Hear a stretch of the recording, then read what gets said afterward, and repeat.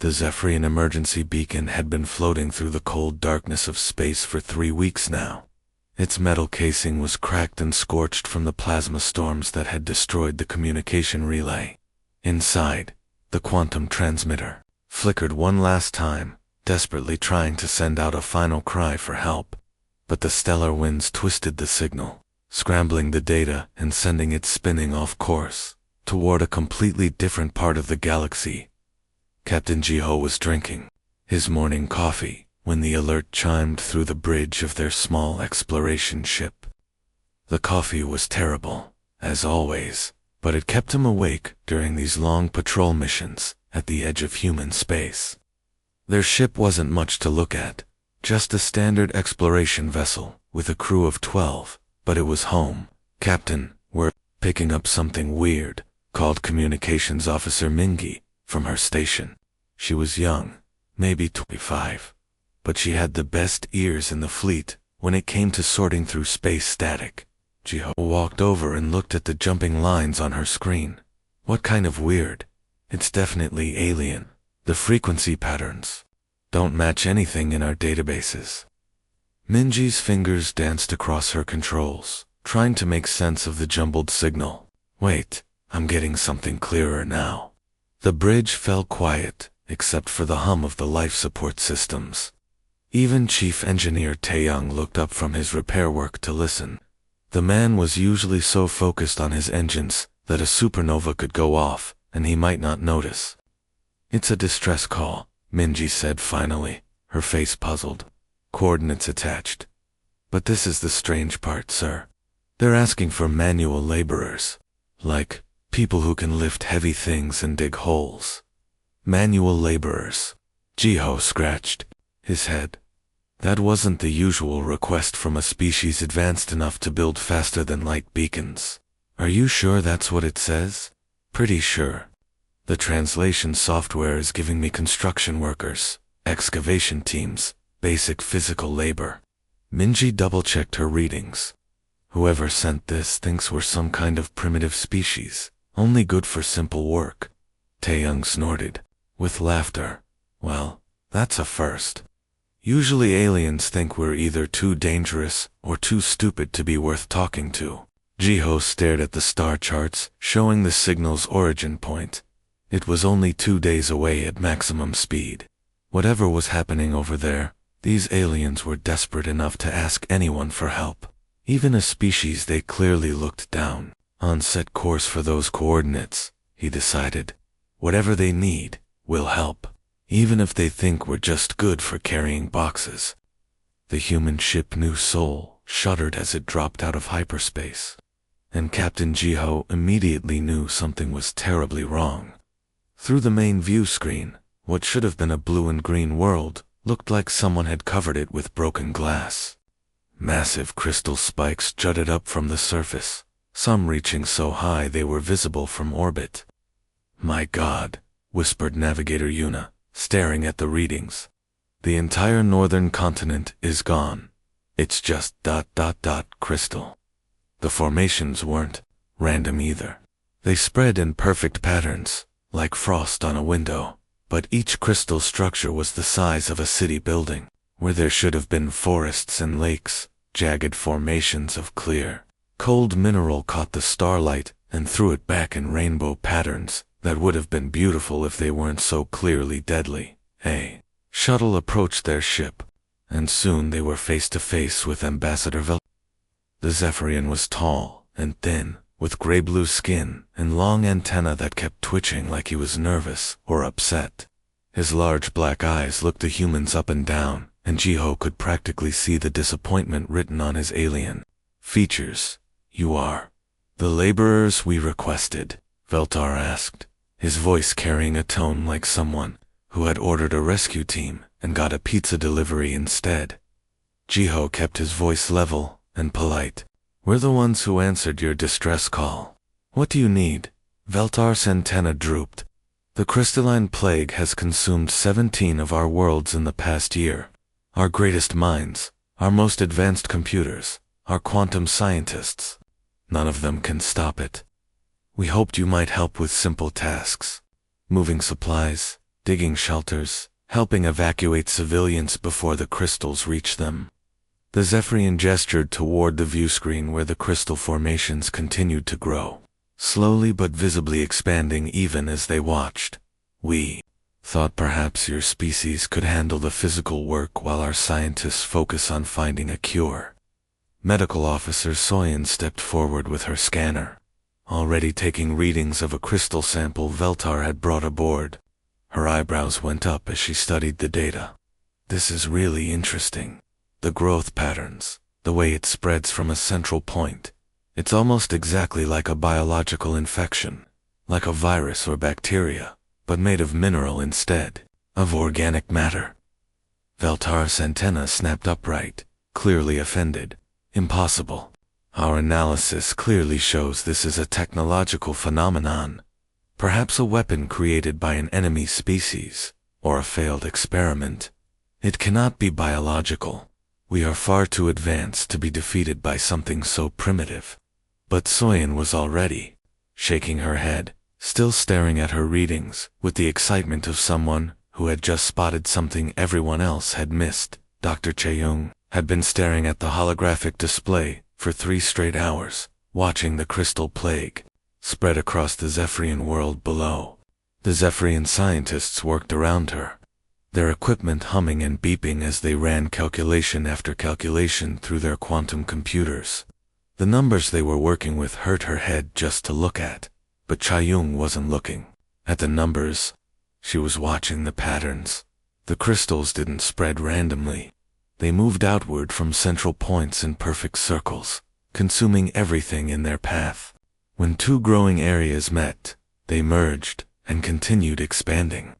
New outbreak points appeared ahead of the main growth, like sparks jumping ahead of a fire. It spreads like wildfire, she murmured to herself, then froze. Her eyes went wide as the realization hit her. That's it. Engineer Minho looked up from where he was trying to understand a Zephyrian energy scanner. What are you thinking, Doc? Chaeyoung jumped up, her excitement bubbling over. On Earth, when we have forest fires, we don't just throw water at them and hope for the best. We fight them with controlled burns. We clear away the fuel so the fire has nothing to eat. She pointed at the hologram, tracing the crystal growth with her finger. Look at this. It's not spreading through technology or quantum fields. It's spreading exactly like a natural disaster, like fire consuming a forest, or floodwater following the path of least resistance. Minho nodded slowly, starting to see what she meant. So instead of trying to reverse engineer some super advanced alien weapon, we treat it like a forest fire, or a disease outbreak, or any other natural disaster that humans have been dealing with for thousands of years. Chaeyoung finished. The Zephyrian scientists had stopped their work and were listening now. Hi. Scholar Kexmind, their leader, stepped forward with his antenna twitching in what Chaeyoung was learning meant irritation. Primitive thinking will not solve what our advanced science cannot, he said, his voice cold. We have computer models that can simulate quantum interactions at the subatomic level. We have technology your species cannot even comprehend. If our methods fail, surely your simple approaches will prove useless. But even as he spoke, another red warning light flashed on the monitoring station. Another city had fallen to the crystals. The quantum calculations had been running for months, with no results. Ambassador Veltar looked between the human woman with her simple idea and his greatest scientists with their failing equipment. Desperation was growing. They had tried everything their civilization could offer. They had nothing left to lose, while the Zephyrian scientists worked frantically in their pristine laboratories, adjusting quantum disruption fields that cost more than most planets' yearly budgets. The humans had spread out across the research station, doing what humans do best, taking things apart and putting them back together in ways they were never supposed to work. Taeyong had claimed a corner of the maintenance bay and was elbowed deep in the guts of their ship's sonic cleaning equipment. The Zephyrians used these devices to clean their halls with sound waves, but Taeyong saw something else entirely. Hand me that frequency modulator, he called to Minho, who was helping him rewire the system. I've been listening to these crystals, and they're not silent. They vibrate at very specific frequencies when they grow.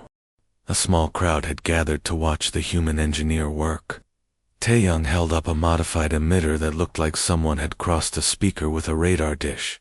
If the crystals vibrate at specific frequencies when they grow, then maybe the right counter frequency can stop them, or even break them apart.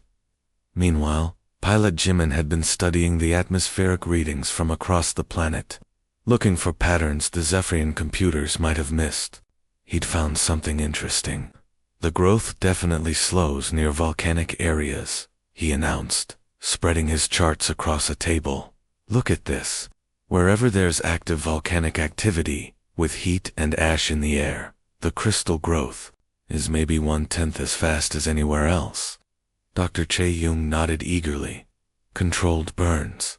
We create fire breaks around the cities, burn away anything the crystals might use as fuel to grow, just like fighting forest fires back home.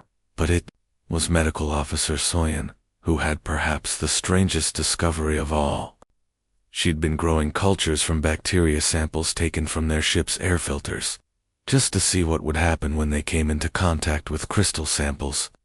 I've isolated 3 different bacteria from our ship that actually seem to compete with the crystalline matrix for resources, she explained, showing them her microscope readings.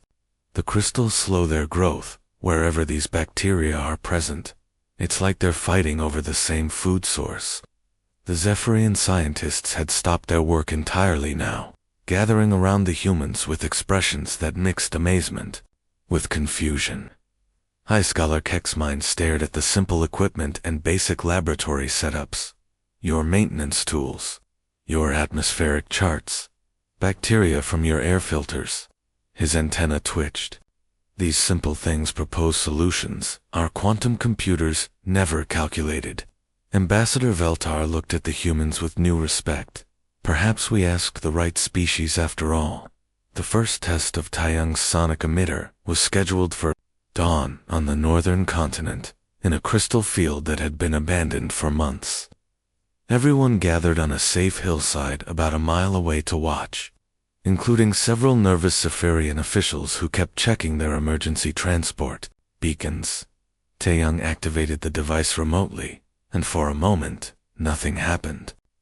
Then the crystals began to vibrate, making a low humming sound that grew louder and louder.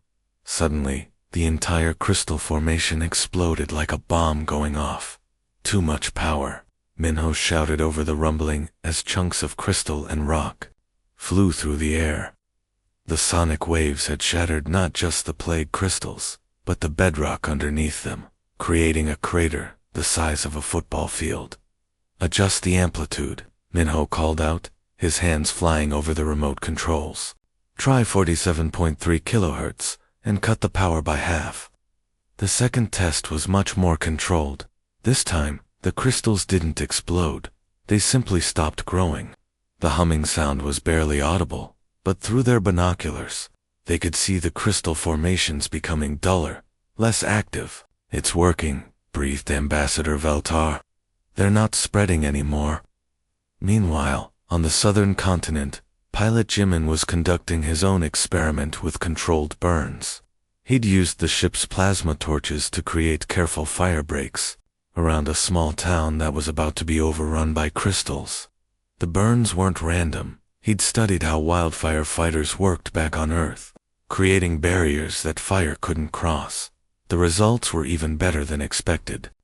Not only did the crystals stop spreading toward the burned areas, but where Soyeon had introduced her earth bacteria into the ash and soil, the existing crystals actually began to shrink. The bacteria are eating whatever the crystals use for food, Soyeon explained excitedly, and the heat damage is disrupting their reproductive cycle. They can't spread, and they can't repair themselves. Within 6 hours, they had created the first plague-free zone in months.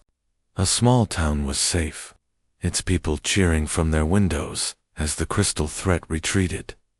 Hi, Scholar Keck's mind stared at the readings in disbelief. Impossible.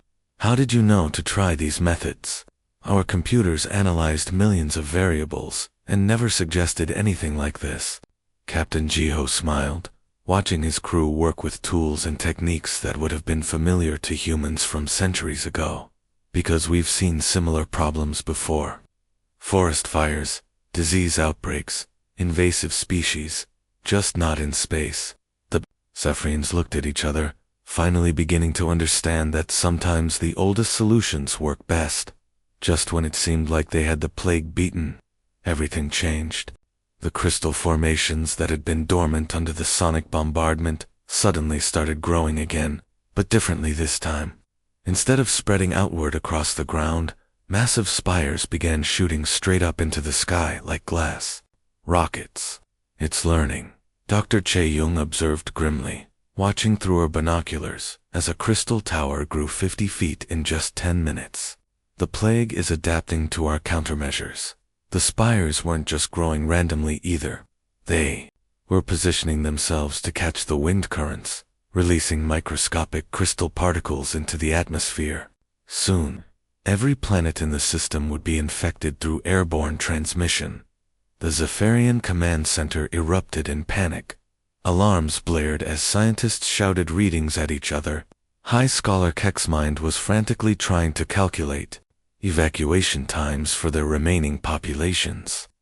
This is a disaster, Ambassador Veltar cried. If it spreads through the atmosphere, we'll lose everything within days. But the humans weren't panicking.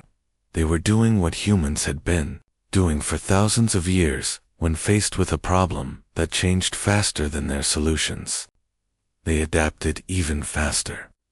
Pattern recognition, Captain Jiho announced calmly, taking command of the situation. Minji, I need you tracking the growth patterns of these new spires. Look for any regularity, any weakness we can exploit. On it, Captain Minji replied, her fingers dancing across multiple monitoring stations. Tae-young, stop using fixed frequencies. Start varying them randomly so the crystals can't adapt. Change the pattern every 30 seconds. Good thinking, Tae-young nodded, already rewiring his equipment. If they can learn our patterns, we just won't have any patterns to learn. Soyin introduced different bacterial strains in rotation, forced the plague to fight multiple battles at once, instead of just adapting to one threat. Soyin was already pulling samples from her laboratory coolers. I've got 12 different strains ready to deploy. What about the atmospheric spread? Veltar asked desperately, pointing at the growing spires. Even if you stop the ground growth, those towers will infect our entire atmosphere within hours.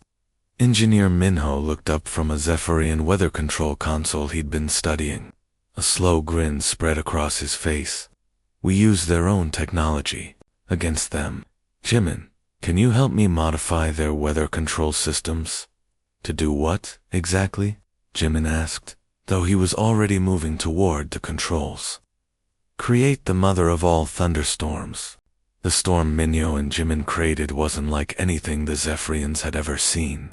Their weather control systems were designed for gentle rain patterns and perfect agricultural conditions, but the humans had other ideas. Dark clouds gathered overhead with unnatural speed, swirling into a massive thunderhead that blocked out the sun. The air crackled with electricity, making everyone's hair stand on end. Lightning began as small flashes, then grew into brilliant bolts that lit up the entire sky like a cosmic light show. The crystalline spires, reaching hundreds of feet into the air, became perfect targets. Lightning struck them again and again, each bolt conducting down through the crystal structures like they were giant lightning rods. But instead of harmlessly dispersing into the ground, the electrical energy got trapped inside the crystal matrix. The first spire exploded with a sound, like thunder and breaking glass combined. Then another, then dozens at once. The electrical interference is disrupting their quantum matrices. High Scholar, Keck's mind shouted over the storm, staring at his instruments in disbelief. But how did you know this would work? Dr. Ch had to yell to be heard over the thunderclaps. Because crystals conduct electricity. It's basic physics from our high school science classes. The storm raged for 3 hours. every time lightning struck a crystal formation. Electrical feedback raced through the underground network, connecting all the plague growths. The crystals couldn't handle the random electrical surges any more than they could handle the random sonic frequencies. Taeyang was still broadcasting. On the ground, the combination of everything the humans had thrown at the plague was finally working. Random sonic pulses kept the crystals from finding a stable growth frequency. Competing bacteria, strains forced them to fight on multiple biological fronts. Controlled burns created fire breaks they couldn't cross. And now, electrical bombardment was frying their internal structures faster than they could repair themselves. Ambassador Veltar watched his instruments with growing amazement. The spread rate is dropping. 30%, 50%, 70%. Then something happened that no one had seen in over a year. The red warning lights on the monitoring stations began turning yellow, then green. "They've stopped growing completely," Veltar whispered. But it was better than that. As the storm continued and the lightning kept striking, the crystal formations actually began to shrink. The plague wasn't just stopped, it was retreating, pulling back from cities and towns, leaving behind blackened ground that would someday grow green again. For the first time in decades, the crystalline plague was losing. The change happened faster than anyone expected. Within a week, the crystal formations that had covered entire continents began crumbling into harmless dust. Green shoots of grass pushed through the blackened soil where crystal spires had stood just days before. Lakes that had been frozen into solid mineral began flowing again, their waters clear and clean. From orbit, Captain Jiho watched the transformation through the main view screen. Whole continents were changing color from the deadly silver-white of crystal back to the blues and greens of a living world. It was like watching a planet come back to life and fast forward. The Zephyrian command center had gone from panic to stunned silence. Scientists who had spent their entire careers fighting this plague stood at their monitoring stations, watching green lights replace red ones across every display. Some were crying, others just stared in disbelief. Ambassador Vel approached Jiho with his antenna, drooping in what the humans had learned was a sign of embarrassment. "Captain, I must admit something. We labeled your species as primitive in our databases. Our computers classified you as barely intelligent enough for manual labor." Jiho chuckled, still watching his crew pack up their improvised equipment. Tae was carefully dismantling his sonic emitters, while Soyen was collecting her bacterial cultures for further study. Maybe that's exactly what you needed. Sometimes the best solutions come from getting your hands dirty, instead of just thinking about the problem. High Scholar Kexmind, the leader of the Zephyrian scientists, approached them with something resembling wonder in his large black eyes. He moved slowly, like someone trying to understand something that defied everything he believed about the universe. "You solved in days what our greatest minds could not solve in decades," he said quietly. "Our quantum computers, our advanced mathematics, our centuries of scientific tradition, none of it worked.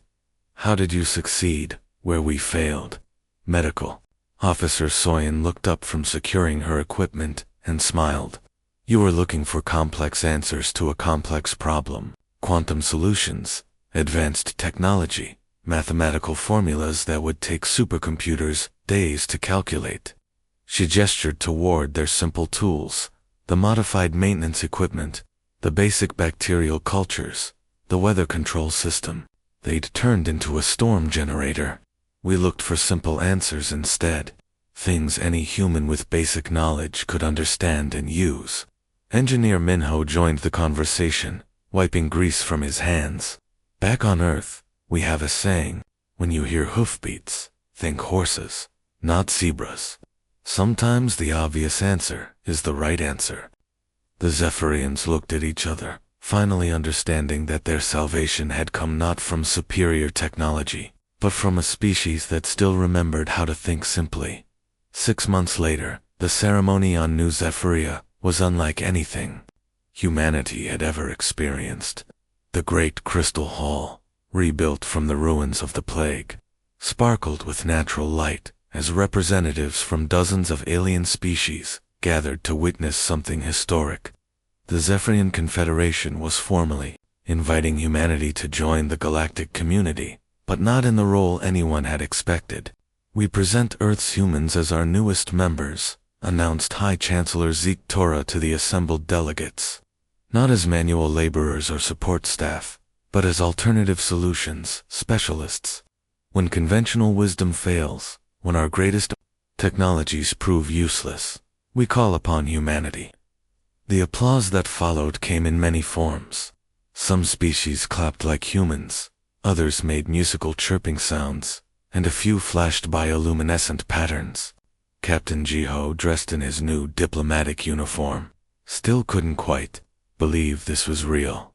The human embassy building was modest compared to the massive structures that housed other species' representatives, but its simple design reflected humanity's approach to problem-solving. Above the main entrance, a bronze plaque bore words that had become famous throughout the galaxy. "Sometimes the wrong species is exactly the right choice." Ambassador Jiho, as he was now called, was reviewing agricultural reports from 3 different worlds when his first official request arrived. The message came directly from the Galactic Council, marked with the highest priority seals. "Another impossible problem," he murmured, reading through the details. An ancient space station had gone dark near the galactic core. Automated systems that had run perfectly for thousands of years had simply stopped working. The most advanced civilizations in the galaxy had spent months trying to restart the technology, but nothing worked. Jiho smiled and activated his communication. "System Inji, pack your star charts. We've got a new destination. Another broken computer that needs the human touch," she asked with a laugh. "Looks like it. Tae-young, start checking our equipment. Make sure we have plenty of basic tools." "The simpler the better," Tae-young replied. "I'll bring extra wire and duct tape." Dr. Cha-young was already pulling up the initial data, her eyes bright with curiosity. Ancient automated systems. This could be interesting. Sometimes the oldest problems have the simplest solutions. As their ship prepared for departure, Ji looked back at the plaque one more time. The Zephyrians had asked the wrong species for help when their distress beacon went astray, but they had gotten exactly the right results. And now, whenever the galaxy faced the impossible, they knew exactly who to call.